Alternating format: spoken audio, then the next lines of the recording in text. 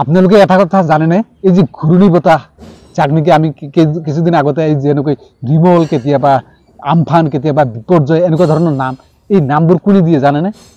আচলতে কি জানে, এই ঘূৰ্ণি বতাহৰ জন্ম হোৱাৰ আগতে ইহঁতৰ নাম দিয়া হৈ গৈছে। অৰ্থাৎ আহিবলগীয়া যিমান ঘূৰ্ণি বতাহ আছে এই সকলোবোৰৰে নাম আগতে দি থোৱা আছে। এই কথাটো আপোনালোকে জানেনে? যদি নাজানে তেন্তে এই ভিডিঅ'টো সম্পূৰ্ণ চাওক, মই আজি বুজাই দিম। পথাৰত ধানবোৰ পকি একে সোণালী বৰণৰ হৈ পৰিছে, কিন্তু কোনেও পথাৰত ধানবোৰ কাটিবলৈ নামিব পৰা নাই। কাৰণটো হ'ল কি, এয়া আকাশখন দেখিলে বুজিব পাৰি, গোটেই আকাশখন একে মেঘামেঘি হৈ আছে, ডাৱৰেৰে ভৰি পৰিছে।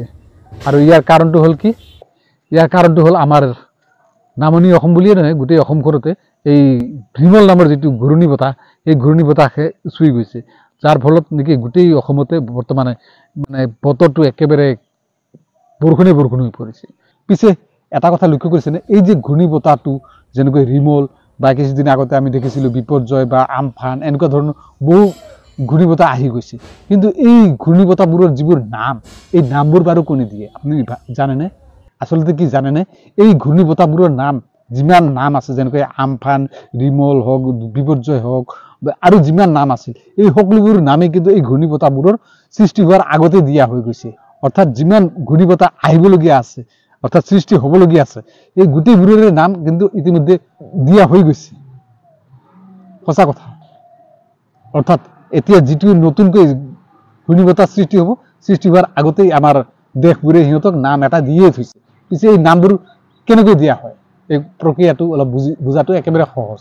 আমাৰ সমুদ্ৰ বা সাগৰ পৃষ্ঠৰ ওপৰত যেতিয়া উষ্ণতা বাঢ়ি যায় আৰু তাতে নিম্নচাপৰ সৃষ্টি হয়, তেতিয়া কি হয়, তাতে ঘূৰ্ণি বতাহৰ সৃষ্টি হয়।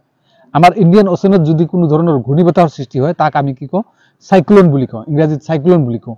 কিন্তু অন্যান্য দেশত এই ধৰণৰ ঘূৰ্ণি বতাহকে বেলেগ বেলেগ নামেৰে জনা যায়। যেনেকৈ এটলাণ্টিক অ'চেনত যদি এনেকুৱা ধৰণৰ ঘূৰ্ণি বতাহৰ সৃষ্টি হয়, তাক সিহঁতে কি কয়, হাৰিকেন বুলি কয়। আকৌ ৱেষ্টাৰ্ণ পেচিফিক আৰু চাউথ চাইনা চিত যদি এনেকুৱা ধৰণৰ ঘূৰ্ণি বতাহৰ সৃষ্টি হয়, তাক কি কয়, টাইফুন বুলি কয়।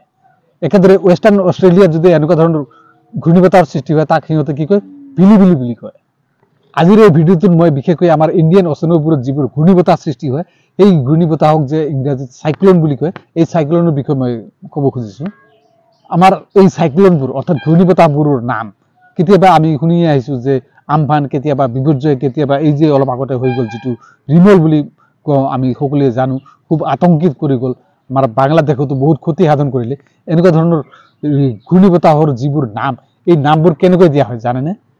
দৰাচলতে ইণ্ডিয়ান অ'চেনৰ অন্তৰ্গত 8খন দেশে মিলি 8টাকৈ নাম সংগ্ৰহ কৰি, অৰ্থাৎ 8খন দেশে 8টাকৈ নাম সংগ্ৰহ কৰি সৰ্বমুঠ 64টা নাম সংগ্ৰহ কৰি এটা তালিকা প্ৰস্তুত কৰিছিল। আৰু এই তালিকাখনত এই দেশবোৰৰ নাম, যেনেকৈ বাংলাদেশ, ইণ্ডিয়া, এই এনেকুৱা ধৰণৰ নামবোৰক এলফাবেটিকেলি সজাই লৈ ইহঁতে দিয়া নামবোৰক মানে ক্ৰম অনুযায়ী এনেকৈ লোৱা হৈছিল যে এটাৰ পিছত এটা যেতিয়াই ঘূৰ্ণি বতাহৰ সৃষ্টি হ'ব, এই তালিকাখনৰ পৰা এটা এটাকৈ নাম লৈ লৈ সিহঁতক দি থকা হ'ব। কোনেও চিন্তা কৰিব নালাগে যে এতিয়া কি নাম দিম, যে কোনো চিন্তা কৰিব নালাগে, এই তালিকাখনৰ পৰা লৈ লৈ এই নামবোৰ দি থকা হৈছিল। কিন্তু 2019 যেতিয়া এই নামবোৰ শেষ হৈ গ'ল, তেতিয়া কি কৰিলে, আকৌ নাম যুগুত কৰাৰ সময় আহি পৰিল। তেতিয়া কি কৰিলে, এই 8খন দেশৰ ঠাইত কি হ'ল, এই ইণ্ডিয়ান অ'চেনৰ অন্তৰ্গত 8খন দেশৰ ঠাইত কি হ'ল, সৰ্বমুঠ 13খন দেশে লগ লাগি 13খন দেশে 13টা নাম দি সৰ্বমুঠ যিমান নাম হয়, গোটেইকেইটা নামকে এখন তালিকা প্ৰস্তুত কৰিলে। আৰু এই তালিকাখনকো সেই আগৰ দৰে এলফাবেটিকেলি সজাই লৈ এনেকৈ মানে নামবোৰক চিৰিয়েলি সজাই ৰখা হৈছে যে এতিয়া যেতিয়াই নেকি নতুন এটা ঘূৰ্ণি বতাহৰ সৃষ্টি হ'ব, তেতিয়া এই তালিকাবোৰৰ পৰা এটা এটাকৈ নাম লৈ লৈ সিহঁতক দি থকা হ'ব। যেনেকৈ ইয়াৰ আগতে অহা যিমান ঘূৰ্ণি বতাহ আছিল, যেনেকৈ আমফান হওক, বিপৰ্যয় হওক বা এই ৰিমলেই হওক, এইটো দেখিছে নহয়, ইয়াৰ পৰা এই তালিকাখনৰ পৰা নামবোৰ দি থকা হৈছিল। কিন্তু আহিবলগীয়া যি ঘূৰ্ণি বতাহ আছে, যেনেকৈ এই আনচা আছে আহিবলগীয়া, এনেকুৱা ধৰণৰ যিমান ঘূৰ্ণি বতাহ আছে, অৰ্থাৎ এতিয়াতো সৃষ্টি হোৱা নাই, কিন্তু যিবোৰ ঘূৰ্ণি বতাহ সৃষ্টি হ'ব, ইহঁতক এই তালিকাখনৰ পৰাই নাম এটা এটাকৈ দি থকা হ'ব। আৰু এইবোৰ নাম কেৱল আমাৰ ইণ্ডিয়ান অ'চেনৰ ওপৰত যিবোৰ চাইক্লোন আহিব, সেইবোৰহে এনেকুৱা ধৰণৰ এই নামবোৰ দি থকা হ'ব।